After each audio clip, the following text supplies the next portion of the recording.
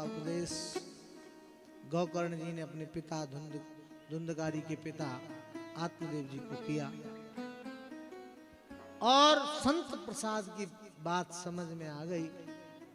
उसी समय आत्मदेव ने घर को छोड़ दिया, संन्यास धारण कर लिया। वन में गए पिता पुत्र दोनों।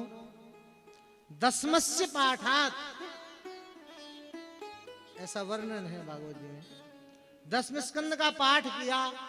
जितना समय बचा, जीवन का जो क्षण बचा, उसमें 10वें स्कंद का पाठ किया और भगवत चरणार बिंदों में अपनी दिव्य ज्योति को विलीन कर दिया। पिताजी के जाने के बाद घर में मां बची। धुंधकारी ने मां से धन मांगा, बोले धन लाओ।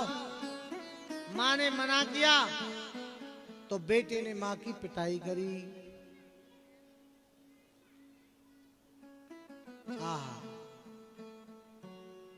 बेटे ने मां की पिटाई करी तो मां के हृदय में आत्मग्लानि हो गई और कुएं में कूदकर मां ने अपनी जान दे दी। ध्यान दीजिएगा, एक आत्मदेव निकला था आत्महत्या करने, उसकी पूरी प्रक्रिया बनकर यहां तक आई, पूरी व्यवस्था बन गई और उसका जो मां ने जो उसका अपराध किया था, वो आत्मदेव की पत्नी आज आत्महत्या के लिए चली गई। कुएं में कूदकर मां ने जान दे दी। अब मां मर गई, घर में स्वतंत्र रहा श्रीमान। 5 वेश्याओं को ले आया और 5 वेश्याओं को घर में लाकर जुआ खेलता, मदिरापान करता। अब इन सब के लिए धन की जरूरत होती है। धन था नहीं, रात में चोरी करने जाता था।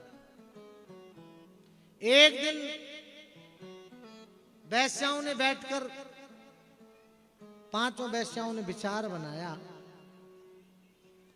देखो ये चोरी करने जाता है राजा के खजाने में, किसी दिन पकड़ा जाएगा और जब ये पकड़ा जाएगा तो ये तो जेल जाएगा ही जाएगा, इसके साथ हमें भी कारागृह में जाना पड़ेगा। इसलिए इसके पास जो धन है वो सब बटोर लो और सोते हुए धुंधकारी को पलंग से बांध दिया रस्सियों से और मुख में जलते हुए अंगारे डाल दिए। मुख में जलते हुए अंगारे डालकर धुंधकारी का भी गोविंदाय नमो नमः हो गया। धन लेकर चली गई। इधर धुंधकारी प्रेत स्वरूप में आया। ध्यान दीजिएगा, जीवन में जो व्यक्ति, जो जीव मनुष्य जन्म लेकर आवे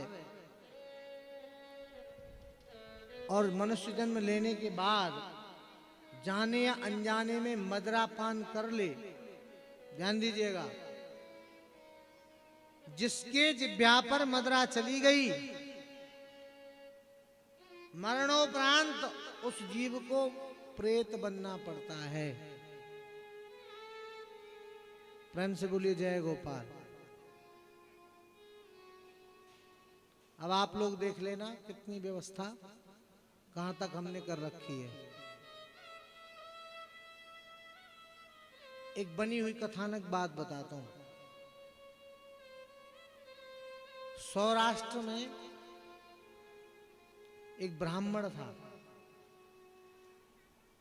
दक्षिण क्षेत्रीय ब्राह्मण, बहुत विद्वान होते हैं, बहुत विद्वान होते हैं और पढ़े लिखे भी होते हैं।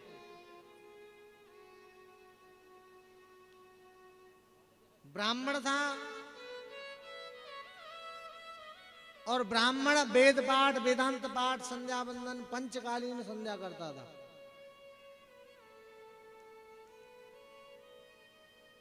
एक स्थिति ऐसी उसके सामने पैदा हुई कि मन बिगड़ गया और किसी वैश्या के संपर्क में वो आ गया। संध्या वंदन भजन पूजन पाठ सब छूट गया।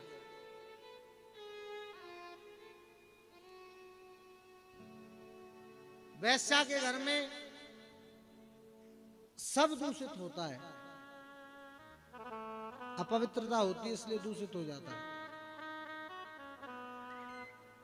अन्न सब दूषित, तो बुद्धि दूषित हो गई। भजन पूजन पाठ छूट गया, नित्य की संध्या छूट गई। पहले पंडित जी मूंज का जनेऊ पहनते थे, अब पंडित जी के गले में जनेऊ भी नहीं रहा। प्रेम से बोलिए जय गोपाल। ध्यान रखिएगा, चारों वर्णों में यज्ञोपवीत जनेऊ का विधान है। क्यों पंडित जी, ऐसे ही है ना, और चारों वर्णों में रखना चाहिए। जो जनेऊ पहनता है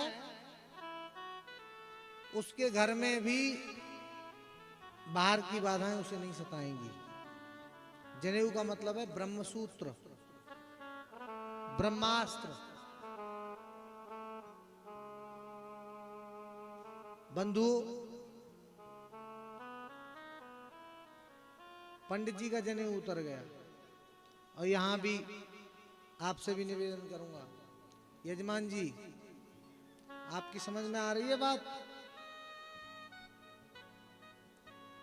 ये कथा आपके और हमारे लिए है, जितने लोग सुन रहे हैं सबके लिए। अब आप भी देख लेना आपने जनेऊ धारण कर रखा है कि नहीं। प्रेम से बोलो जय गोपाल। और बहानेबाजी चलेंगे नहीं। बहाने हम आपस में लगा सकते हैं, अपने परिवार में, अपने घर में, अपने मिलने वालों से, सबसे बहाना लगा सकते हैं, लेकिन उससे बहाना नहीं चलता है। वहां कोई बहाना लगता भी नहीं है। यज्ञोपवीत रक्षा भी करता है। कोई मदरा पान करना चाहे और यज्ञोपवीत पहन रखे, लंबा तिलक लगाए और मदरा की दुकान के सामने खड़ा हो जाए, तो लोग कहते हैं कि वैसे तो तिलक लग रहा है, कंठी पहन रखी हो, मदरालय के सामने। अपने आप आपको रास्ता मिल जाए, आप वहां से चल दोगे। बोले दुकान खराब है, यहां हमारी खड़े होने की जगह नहीं है, हमारा स्टॉपेज नहीं है यहाँ। इसलिए सबको जनेऊ पहनना चाहिए। प्रेम से बोलो जय गोपाल। भैया, वो पंडित बेचारा वैश्या के संसर्ग में आने से सब दूषित हो गया। भजन पूजन पाठ सब खंडित, जनेऊ भी उतर गया, पहनता ही नहीं था। लेकिन अपने जीवन में उसका एक बहुत बड़ा संकल्प था। उसने कभी जिह्वा पर, अपने जिह्वा पर मदरा नहीं रखी साहब, क्योंकि वो वेद पाठी था और उसे पता था कि यदि मदरा जिह्वा पर रखी तो मुझे प्रेत बनना पड़ेगा। चाहे मैं कितने भी प्रकार के अपराध करूं, सबका प्रायश्चित है। चांद्रायण व्रत कर लें तो सबका प्रायश्चित हो जाएगा, लेकिन चांद्रायण व्रत से भी मदरा पान का प्रायश्चित नहीं होता।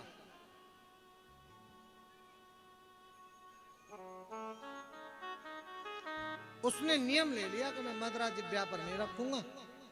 सो भगवत कृपा से एक दिन बीमार पड़ गया बेचारा, और वैश्या के द्वारा 4-5 उसके पुत्र उत्पन्न हो गए। अंतिम समय मरणासन्न अवस्था में मृत्यु शैया पर लेटा हुआ था, और उसके बच्चों ने उसके मुख में मदरा डालने की चेष्टा की। उसने खूब छटपटाया, इशारा किया, बोले नहीं डालना। और उस वैश्या ने भी कहा कि इनका धर्म मत बिगाड़ो, जीवन पर्यंत ये मेरे साथ तो रहे। लेकिन इन्होंने पूजा पाठ सब इनका छूट गया, लेकिन इन्होंने अपने जिह्वा पर कभी बक्ष या मदरा नहीं रखी। इनके साथ अपराध मत करो। लेकिन पहले से जो पिए हुए होता है ना, उसका मद मानता नहीं। बोले दबा दे रहे हैं, जबरदस्ती उसके मुख में डाल दी। जैसे ही 2 बूंद मदिरा गई, मानो उस ब्राह्मण के पुत्रों का शरीर, ब्राह्मण ने प्राण छोड़ दिए। जब तक आत्मा शरीर में, आत्मा तक वह रमकर जाती मदिरा, तब तक प्राण छोड़ दिए ब्राह्मण ने। और ब्राह्मण के बच्चों का शरीर फट फट करके, धू धू करके फट गया और वहीं परिवार समाप्त हो गया।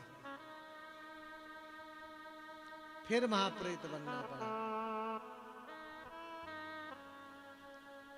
तो बंधुओं, इस सब से बचें। महाप्रेत बना धुंधकारी, और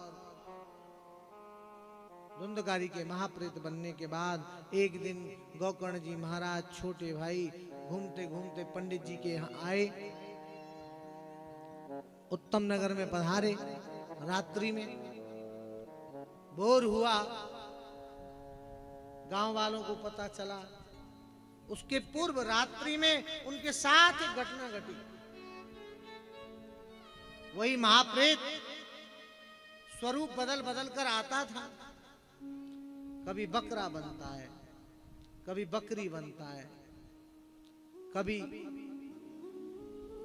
बैल बनता है, कभी हाथी बनता है, कभी घोड़ा बनता है। अनेक प्रकार के स्वरूप प्रकट करता है।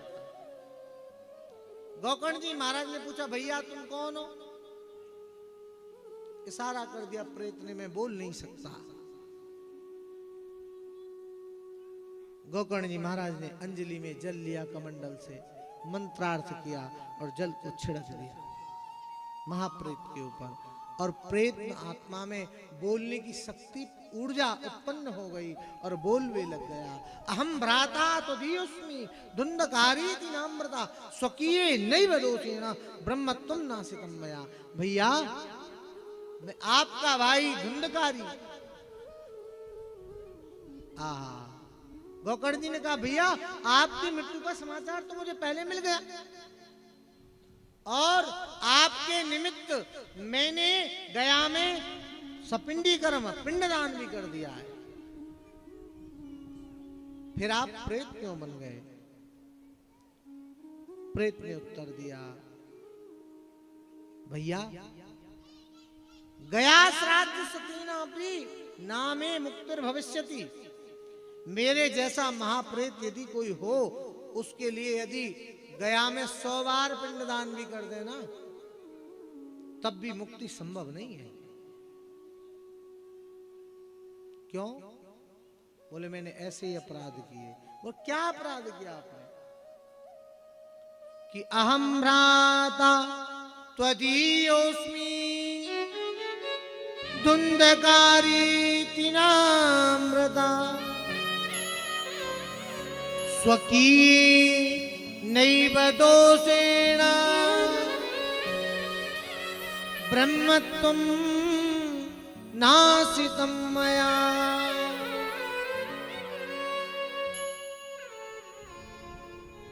मेरे द्वारा किसी दूसरे का अपराध नहीं है, किसी और की गलती नहीं है मुझे फंसाने में। स्वकीय नैव दोषेण, जो मैंने किए थे अपराध। अच्छा, भजन गाते हैं तो उसमें एक भजन आपने सुना होगा राधा रानी का, न पूछो किए मैंने अपराध क्या क्या, न पूछो किए मैंने अपराध क्या क्या। पूछो मत मैं कितना बड़ा अपराधी हूं, मैंने क्या क्या अपराध किया है।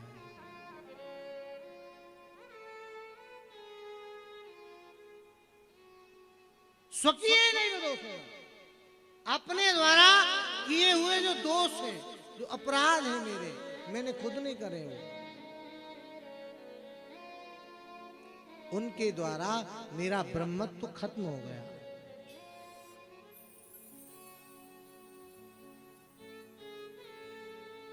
ब्रह्मत्वम नासितम मया, इसलिए मेरे जैसा महाप्रेत आहा गया में 100 बार पिंडदान करने के बाद भी उसको मुक्ति नहीं मिल सकती। आप मेरी मुक्ति का कोई साधन करो। गोकर्ण जी ने उन्हें सांत्वना दी। भोर हुआ, संध्या वंदन किया और भगवान सूर्य को अर्घ दिया। भुवन भास्कर भगवान को अर्घ देने के बाद सूर्य भगवान से प्रार्थना करी कि हे भुवन भास्कर, हे सूर्य देव, हे सूर्य के मध्यस्थ गायत्री क्षेत्र में निवास करने वाले हे नारायण स्वरूप, आपके चरणारविंदों में विनती करता हूं, मेरे भाई की प्रेत आत्मा की मुक्ति का कोई साधन बता दो।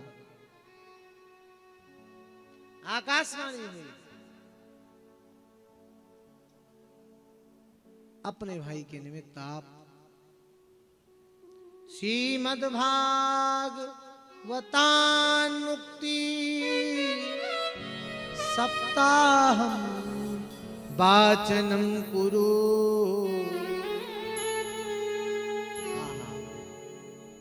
सप्ताह वाचन करो।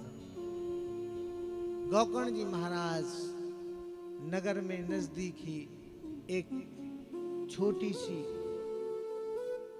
बगिया थी, बगीचा था, उसमें ठाकुर जी का देवालय बना है। उसी में गए, नगरवासियों को साथ लिया और आश्विन मास में कथा प्रारंभ कर दी। 7 दिन तक कथा चली। प्रेतात्मा के निमित्त आसन लगाया, लेकिन वात रूप शरीर है, वायु स्वरूप, हवाती उड़ा ले जाता। वहीं कोई बांस का बिरवा रहा होगा, उसमें सप्त ग्रंथिक बांस में प्रेत प्रवेश कर गया और 7 दिन की कथा बैठ करके श्रवण की। प्रथम दिवस में ऐसा वर्णन है कि प्रथम दिवसे जाता प्रथम ग्रंथि विवेदनम, द्वितीय दिवसे जाता द्वितीय ग्रंथि विवेदनम, सप्तमे हनि, 7वें दिन 7 गांठें फट गईं। और गांठें क्या, कोई खाली बांस की गांठ नहीं थी, आपके और हमारे सबके हृदय में भी गांठ लगी पड़ी है। लग रही है? अरे हाँ तो ऐसे से करो, नहीं तो नहीं करो, गर्दन हिला दो, पैसा थोड़े ही लग रहा है। गांठें लग रही हैं कि नहीं? सबके हृदय में ग्रंथियां लग रही हैं। कहीं मान सम्मान की है, कहीं अपमान की है, कहीं क्रोध की है, कहीं काम की है, कहीं वासनाओं की है, कहीं धन ऐश्वर्य की है। बहुत सारी गांठें लगी हैं। प्रेत के हृदय में 7 गांठें थी और हम सब के हृदय में आहा बहुत गांठें लग रही हैं। समझ लेना, यदि हम इन 7 दिन में अपनी ग्रंथियों को फोड़ सकें, खत्म कर सकें, तोड़ सकें, सबको अपना बना सके, जितना हृदय में मैल भरा है वो सब निकल जाए, जितनी गंदगियां भरी हैं, जो भी अवरुद्ध, गांठ का मतलब है एक नली से दूसरे, एक छोटी छोटी अंगुल है, एक अंगुल से दूसरे अंगुल पर जाने के लिए बीच का विराम,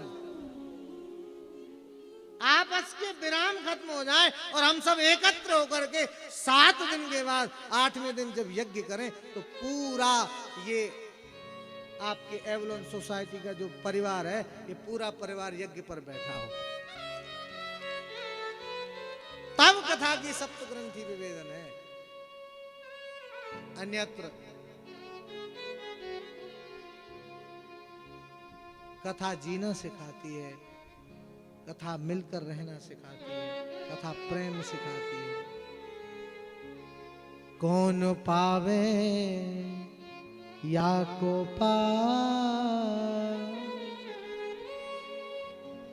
आज प्रेम नदिया की सदा उल्टी बहे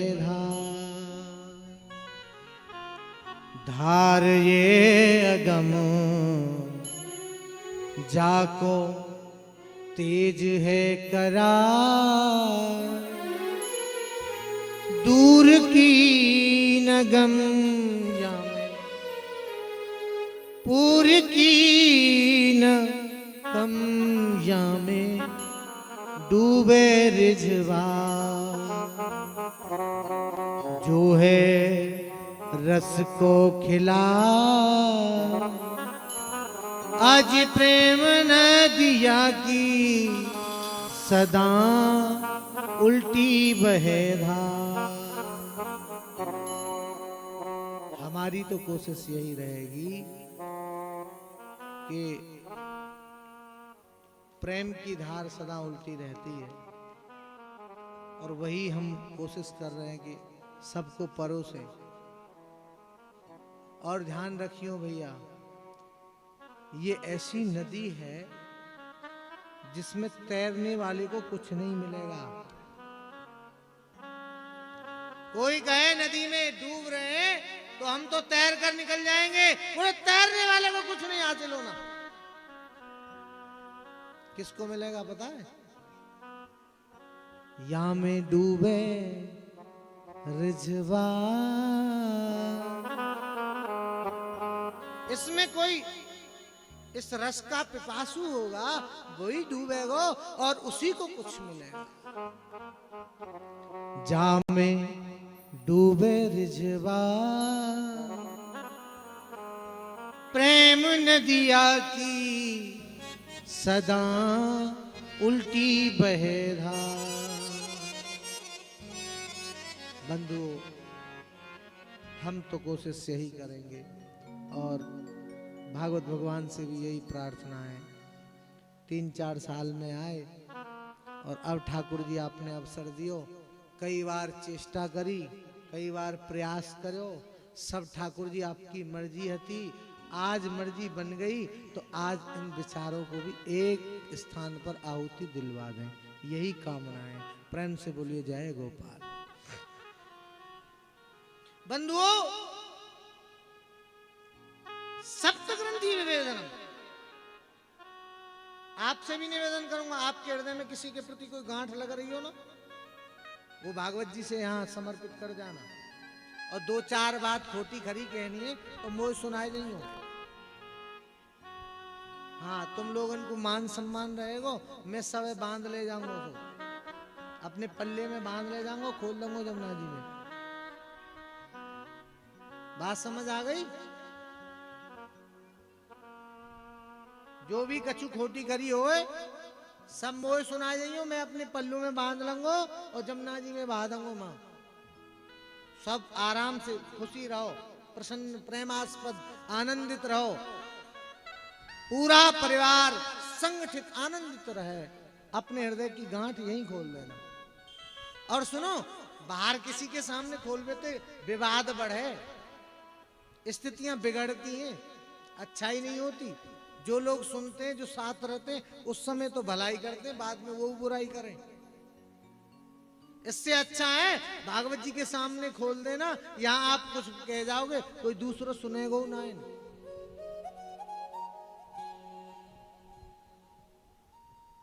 बंधुओं,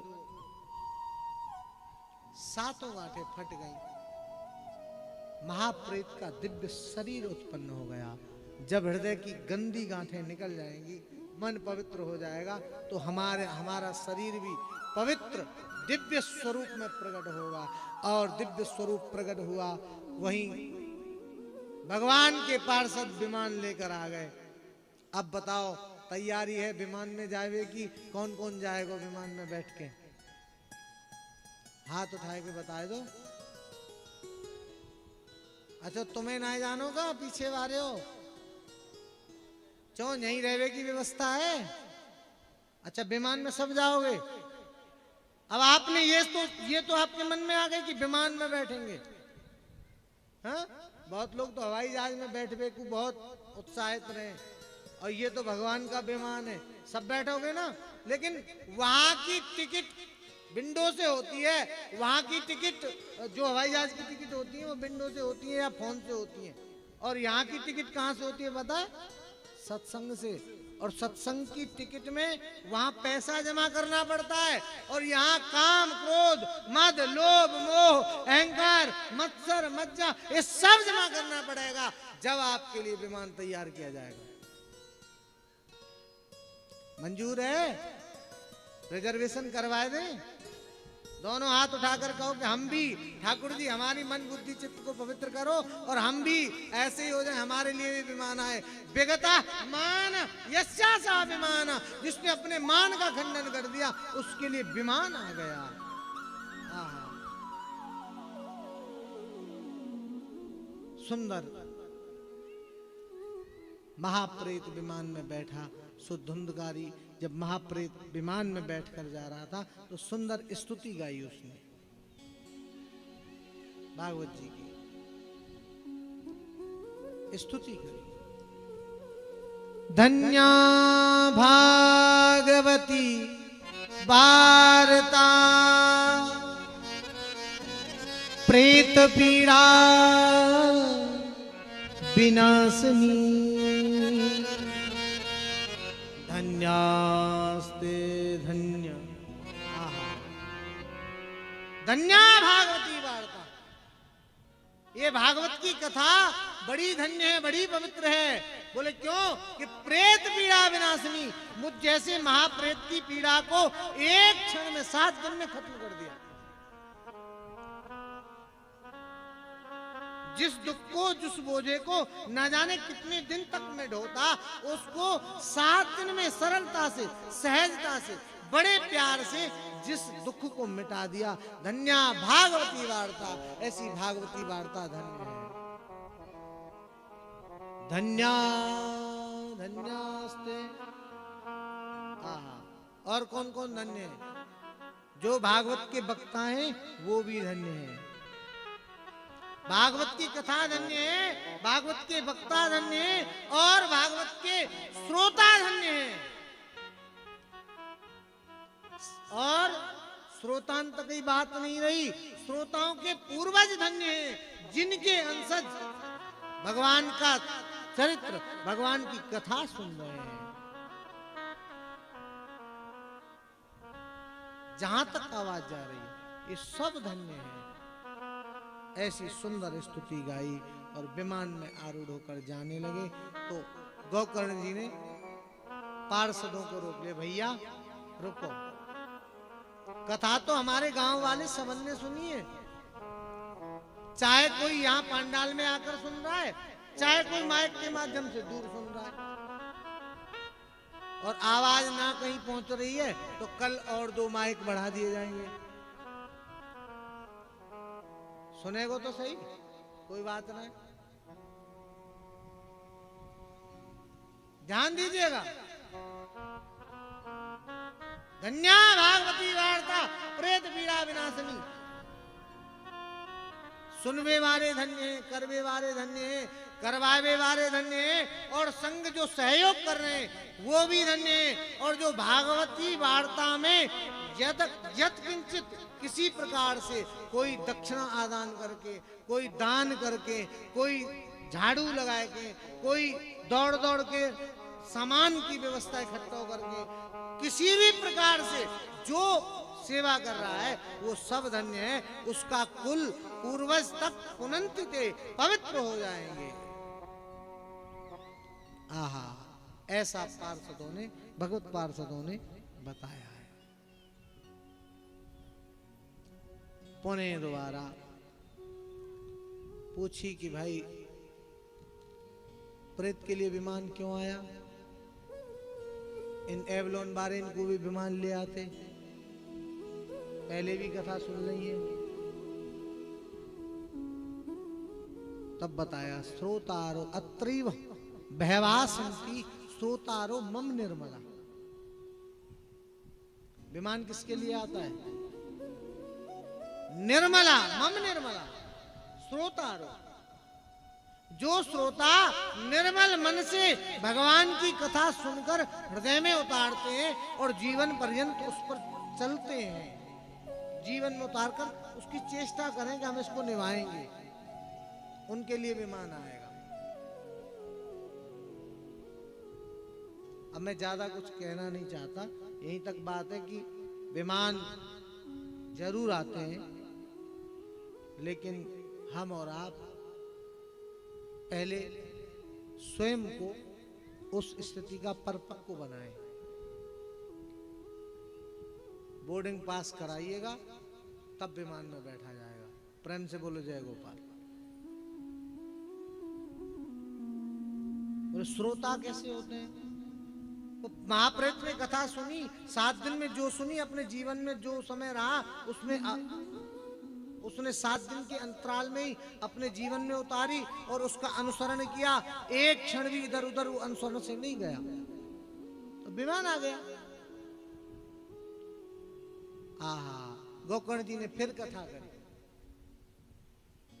श्रावण मास में, और सब ने कथा सुनी। नगर वालों ने खूब सहयोग किया, जैसे आप सब लोग मिलकर एकत्रित होकर सहयोग कर रहे हैं, और सबका कल्याण हुआ, सबके लिए विमान आया और भगवत धाम सब चले गए। प्रेम से बोलिए जय गोपाल।